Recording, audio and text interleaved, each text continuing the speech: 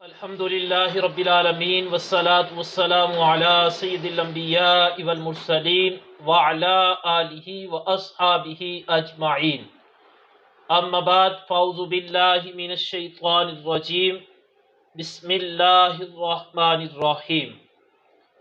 معزز ناظرین، آج 10 محرم الحرام شریف کا دن ہے۔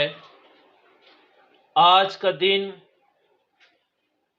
پوری امت مسلمہ نواسہ رسول، جگر گوشہ بطول، امام عالی مقام حضرت سیدنا امام حسین رضی اللہ تعالی عنہ کا یوم منا رہی ہے۔ امام عالی مقام اور آپ کے تمام رفقا جنہوں نے اپنی جانوں کے نذرانے اسلام کی سر بلندی کے لیے قربان کیے، پیش کیے، آج پوری امت مسلمہ ان کا ذکر خیر کر رہے ہیں، اصال ثواب کر رہے ہیں، عقیدتوں محبتوں کا اظہار کر رہے ہیں۔ ہم بھی ادارہ پیغام محبت کے زیر اہتمام پیغام محرم الحرام ٹرانسمیشن میں حاضر ہیں۔ ناظرین، واقعہ کربلا کا سلسلہ ہم نے شروع کیا تھا اور اس کو قبلہ مفتی صاحب بڑے احسن انداز میں بیان فرما رہے ہیں۔ ایک بڑی قابل غور بات یہ ہے کہ اور جگہوں سے بھی آپ واقعہ کربلا سنتے ہوں گے، جس طرح کچھ احباب نے رابطہ بھی کیا، لیکن ہمارا انداز کچھ مختلف ہے۔ اس کی وجہ یہ ہے کہ ایک جید عالم دین مفتی اسلام ہم نے اسپیشل یہ کوشش کی ہے کہ وہ شفقت فرماتے ہیں، تشریف لاتے ہیں، واقعہ کربلا کو بیان کرتے وقت بہت سے لوگ بے احتیاطی سے بیان کرتے ہیں، یعنی وہ باتیں جن کا تعلق ہی کوئی نہیں ان کو بیان کیا جاتا ہے۔ پھر بعض اوقات جہالت کی وجہ سے ایسی باتیں اہل بیت اطہار رضوان اللہ علیہم اجمعین کی طرف منسوب کر دی جاتی ہیں، جس سے ان کی شان میں بے ادبی ہوتی ہے۔ ہم نہیں چاہتے کہ ہم کوئی بھی ایسا کام کریں یا سنیں جس کی وجہ سے ہماری دنیا بھی خراب ہو، ہماری آخرت بھی خراب ہو۔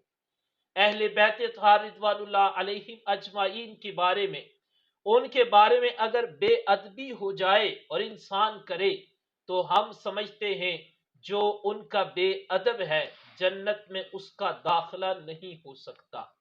اس لیے بڑی احتیاط کے ساتھ اس کو بیان کرنے کی ضرورت ہے۔ قبلہ مفتی صاحب ہمارے ساتھ تشریف فرما ہے، مفکر اسلام، استاذ العلماء، عالم با عمل حضرت علامہ پیر مفتی محمد ابرار حسین نقشبندی صاحب زیدہ شرف ہو، پرنسپل جامعہ قادریہ رضویہ اسلامک یونیورسٹی گجرات، مرکزی مجلس شورا ادارہ پیغام محبت کے رکن ہیں۔ قبلہ مفتی صاحب، آج کا دن جو ہے، ظاہری بات ہے ہر مسلمان اس کو وہ واقعہ کربلا اس کی یاد تازہ ہوتی ہے۔ حقیقت تو مفتی صاحب یہ ہے کہ یہ ایسا ہونا نہیں چاہیے کہ صرف 10 محرم کو یہ یاد تازہ ہو، بلکہ ہمیں محبت کا تقاضا یہ ہے کہ ہر لمحے امام عالی مقام کی اس قربانی کو یاد رکھنا چاہیے۔ بے شک قبلہ مفتی صاحب، میں کس درد کا ذکر کروں جب دیکھتا ہوں کہ 10 محرم الحرام کو بھی اگر ہماری مسجد میں ویران ہے اور ہم امام عالی مقام کی محبت کا نعرہ لگائیں تو میں کہتا ہوں پھر یہ نعرہ جھوٹ ہے، یہ نعرہ سچا نہیں ہے۔ بے شک اگر سچا نعرہ ہو تو کم از کم 10 محرم کو مسجدیں آباد ہوں، قرآن کی تلاوت ہو اور امام عالی مقام کی جو فکر ہو، ہماری توجہ اس کی طرف ہونی چاہیے۔ لیکن پھر بات طویل ہو جائے گی، تو آج کی گفتگو میں قبلہ مفتی صاحب جو کربلا کی سرزمین میں شہادتیں ہوئی، حضرت قاسم بن حسن رضی اللہ تعالیٰ عنہ کی جوانی،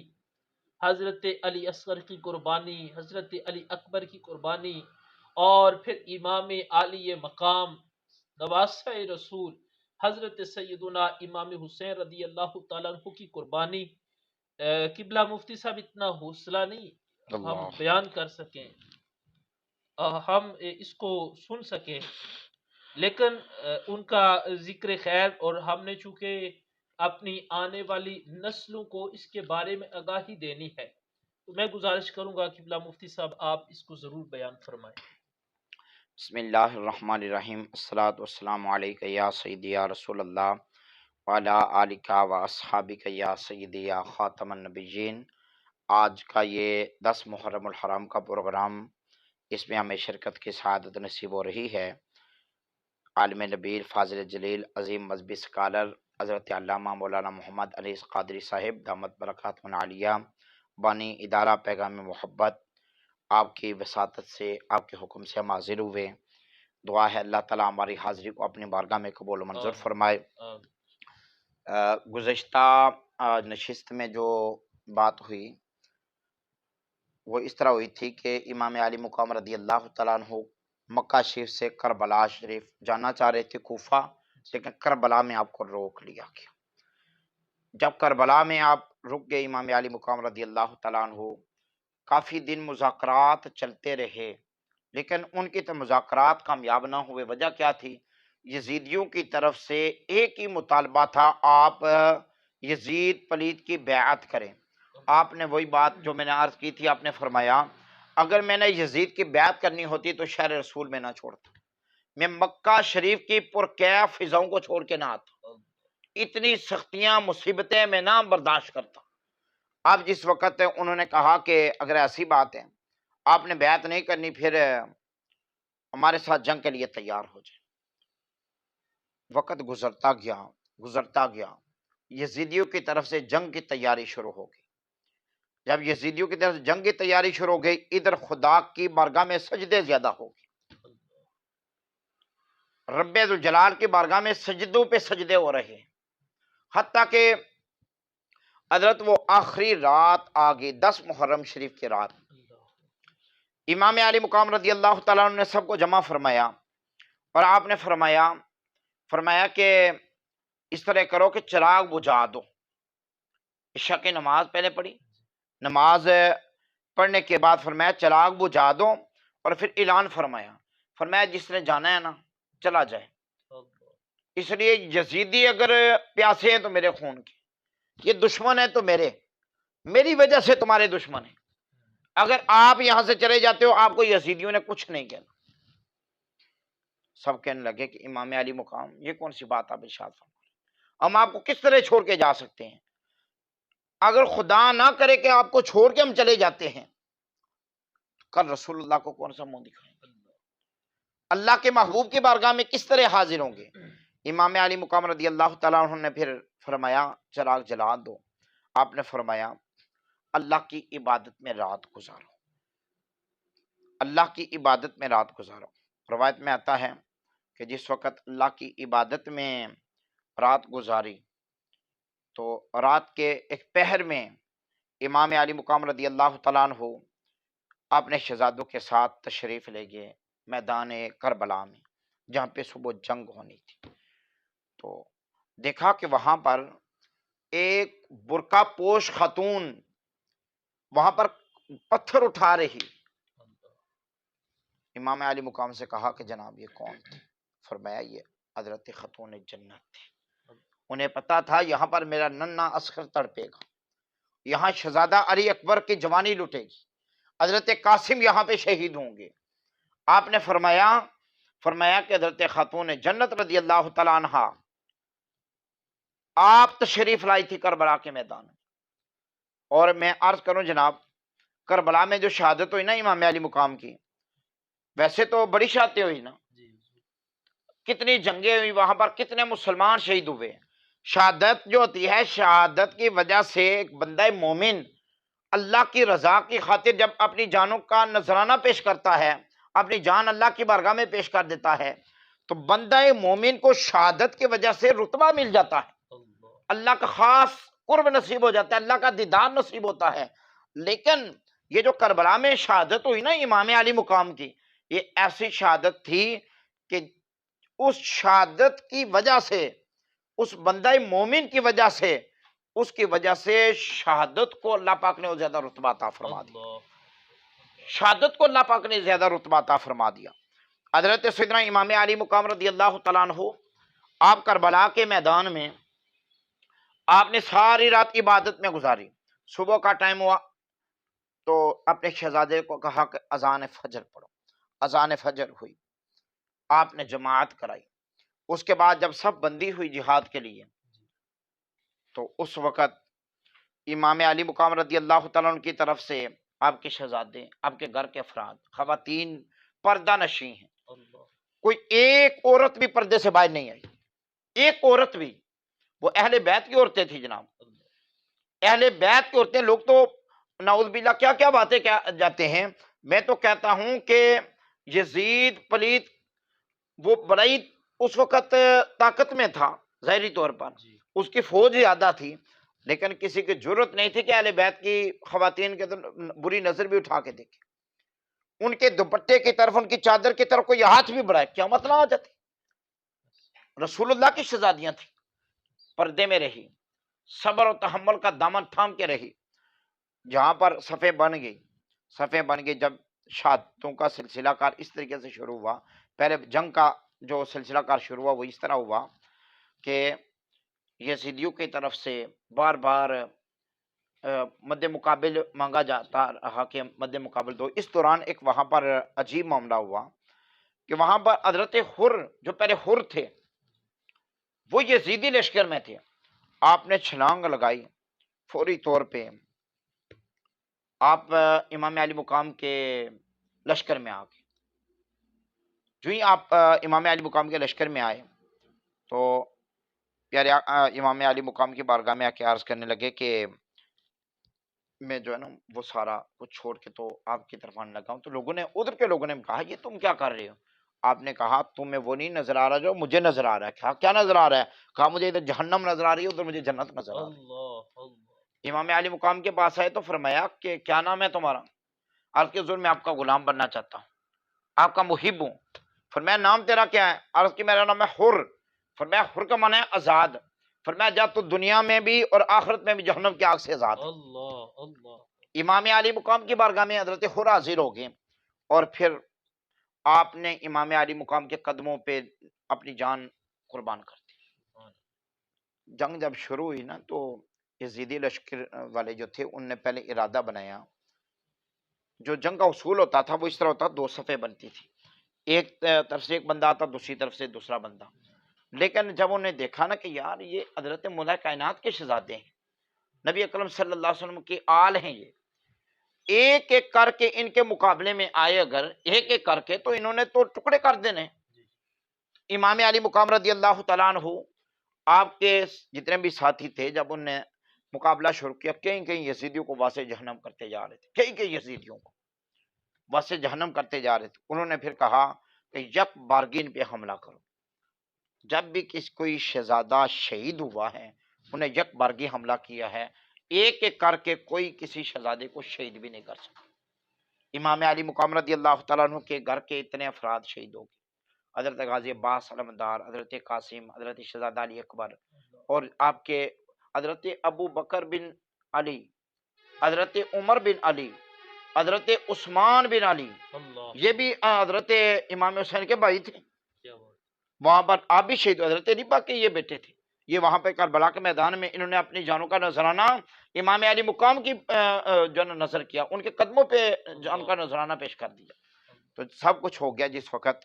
تو میں عرض کر رہا تھا کہ سارا کچھ ہوا، کوئی ایک خاتون بھی باہر نہیں نکلی، وہ ویلا کسی نے نہیں کیا، گریبان آپ نے کسی نے چاک نہیں کیا، کسی نے اپنے منہ پہ تماچے نہیں مارے، بلکہ صبر کا دامن تھام کے رکھا، صبر کا دامن تھام کے رکھا.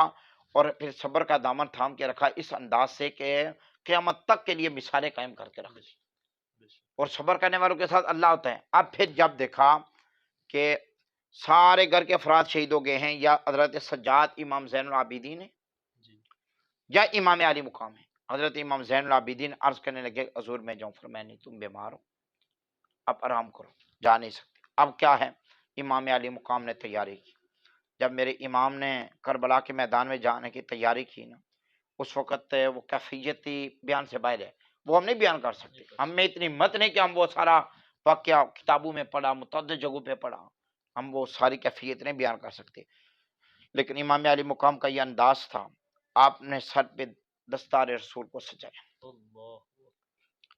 آپ نے حضرت مولا کائنات کی تلوار ہاتھ میں لی، اپنے بھائی حضرت امام حسن مجتبیٰ کا کمر بند لیا، اب میدان کی طرف گیا، آپ نے پھر خطبہ ارشاد فرمایا، فرمایا تمہیں پتہ نہیں میں نواسے رسول ہوں، جس کی خاطر رسول اللہ اپنے سجدوں کو لمبا کر دیا کرتے تھے، جس کی خاطر نبی اکرم صلی اللہ علیہ وسلم اپنا خطبہ چھوڑ دیا کرتے تھے، فرمایا میں مولا کائنات کا بیٹا ہوں، خاتون جنت کا میں لخت جگر ہوں۔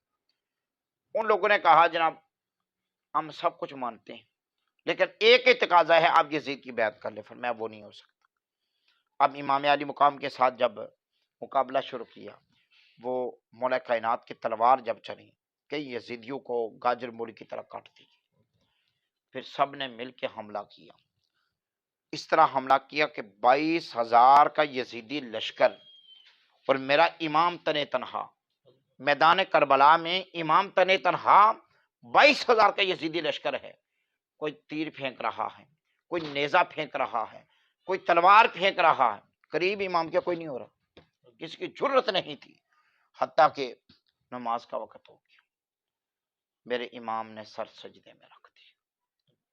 نماز کی کتنی زیادہ اہمیت ہے، امام کو یقین تھا، ہمارے امام کو یقین تھا یہ کچھ ہو جانا ہے، لیکن فرمایا کہ جان کی اتنی زیادہ اہمیت نہیں جتنی نماز کی۔ آج جو لوگ نماز میں غفلت کر دیتے ہیں وہ ذرا سوچے تو صحیح کہ کل قیامت والے دن امام علی مقام نے اللہ کی بارگاہ میں شکایت اگر کر دی کہ جس دین کی خاطر میں نے اپنی جان کا نذرانہ پیش کیا، سب سے قیمتی جان اپنے خاندان کو پیش کر دیا، انہیں پوچھیں انہوں نے نماز تک نہیں پڑھی، انہوں نے اس سے شریعت کو بگاڑ کے رکھ دیا، اس کے مطابق یہ عمل بھی نہیں کر سکے۔ امام علی مقام رضی اللہ تعالیٰ عنہ آپ نے سر سجدے میں رکھا تو اس وقت امام علی مقام رضی اللہ تعالیٰ عنہ آپ کو ان بدبختوں نے شہید کر دیا، اور جب آپ کو شہید کیا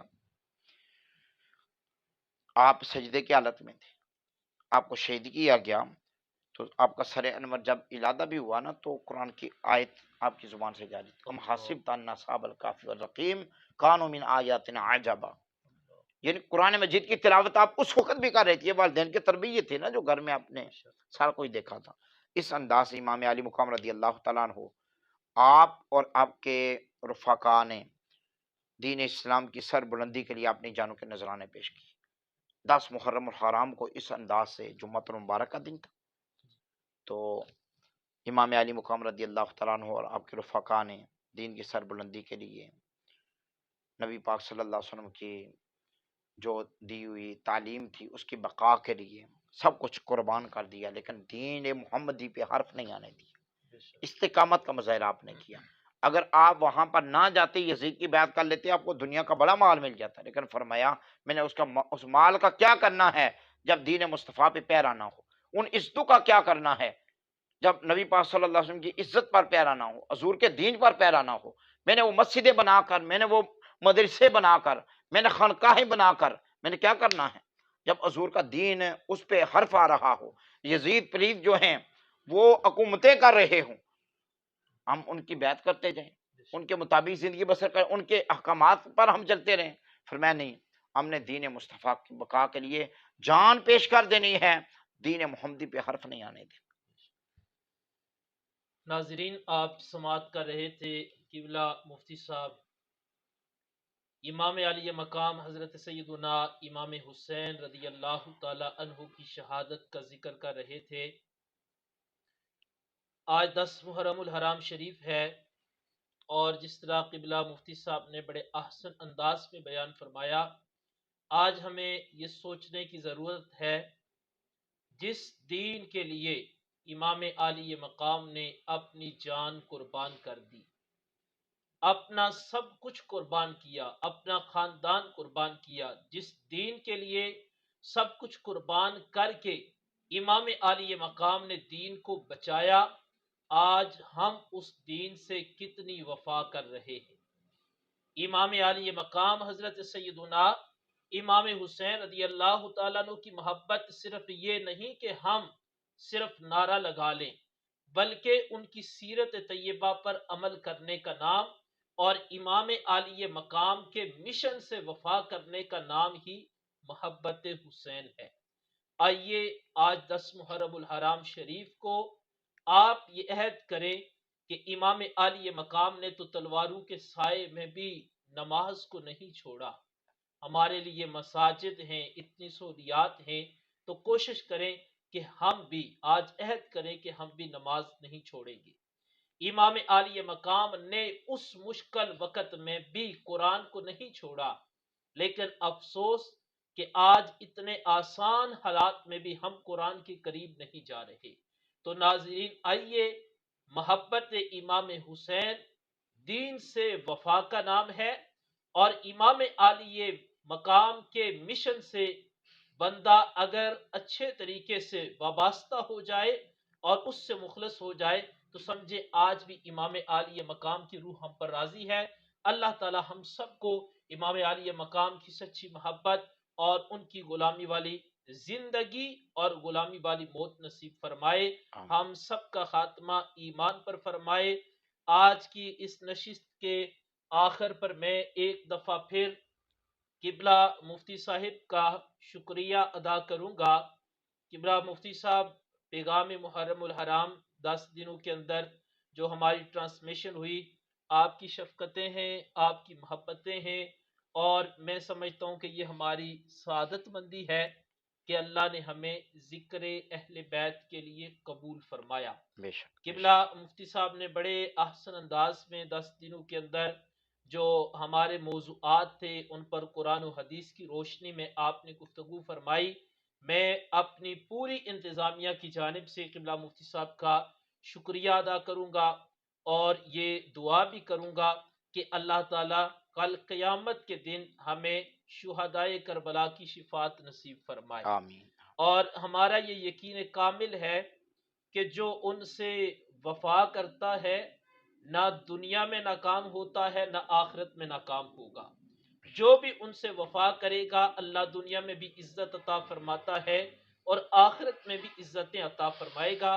قبلہ مفتی صاحب، ہماری دلی دعائیں آپ کے ساتھ ہیں، آپ اپنی خصوصی دعاؤں میں ہمیں ضرور یاد رکھیے گا۔ انشاءاللہ انشاءاللہ۔ اللہ تعالی ہم سب کی اس کاوش کو اپنی بارگاہ میں قبول فرمائے آمین اور اس کو ہماری بخشش کا ذریعہ بنائے۔ آمین۔ جتنے ناظرین سماعت کرتے رہے یا ہمارے جتنے دوست و احباب پیغام محرم الحرام ٹرانسمیشن کا حصہ بنے، بالخصوص وہ نوجوان جو ان تمام معمولات کے اندر سوشل میڈیا پر یا دیگر معمولات میں ہمارے معاون ہیں، ہمارا ساتھ دیتے ہیں، ہماری دعائیں کہ اللہ تعالیٰ ان جوانوں کو حضرت سیدنا امام زین العابدین رضی اللہ تعالیٰ عنہ کی جوانی کا صدقہ اللہ تعالیٰ انہیں اپنی عبادت کے لیے قبول فرمائے۔ اللہ تعالیٰ ان کی جوانی کو خدمت دین کے لیے قبول فرمائے اور اسی طرح دین کی محبت عطا فرمائے۔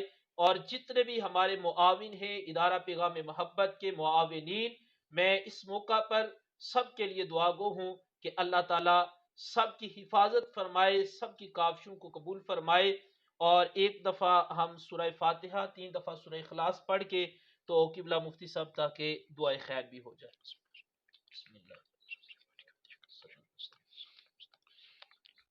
تو یہ 10 دن اہتمام کیا جو ہمارے دوست، ہمارے معاون ہیں، بالخصوص میرے وہ بھائی دوست جو ہمیشہ ہمارے ساتھ ان کاموں میں تعاون کرتے ہیں، ان کے لیے خصوصی دعا۔ اللہم صلی علی سیدنا و مولانا محمد و علی آل سیدنا و اصحاب سیدنا و مولانا محمد و بارک وسلم وصلی علیہ۔ مولا کریم، جو کلمات طیبات تلاوت کے یہ 10 دن کا پروگرام ہوا، یا اللہ ان تمام کلمات طیبات کو اپنی بارگاہ الوہیت میں شرف قبولیت عطا فرما۔ اس کا ثواب حضور پر نور شافع یوم النشور صلی اللہ تعالیٰ علیہ وآلہ وسلم کی بارگاہ مقدس و منور میں ہم گناہ گاروں کی طرف سے پیش فرما۔ پیارے آقا کریم علیہ الصلوۃ والسلام کے وسیلہ جلیلہ سے یا اللہ جمیع جو انبیاء کرام علیہم السلام ہے یا اللہ انہیں سال ثواب کرتے قبول و منظور فرما۔ حضرت سیدنا آدم علیہ الصلوۃ والسلام کی مقدس روح سے لے کر آج تک اور قیامت تک جتنے لوگوں یا اللہ سب کو سال ثواب کرتے قبول و منظور فرما۔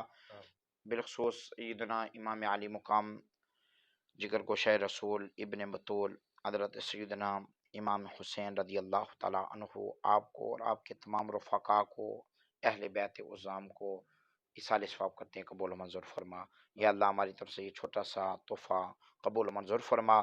سرکار غوث پاک رضی اللہ تعالیٰ عنہ جمیع الاکرام علیہم رضوان کے اربعین مقدسہ کو پیش کرتے ہیں، قبول و منظور فرما۔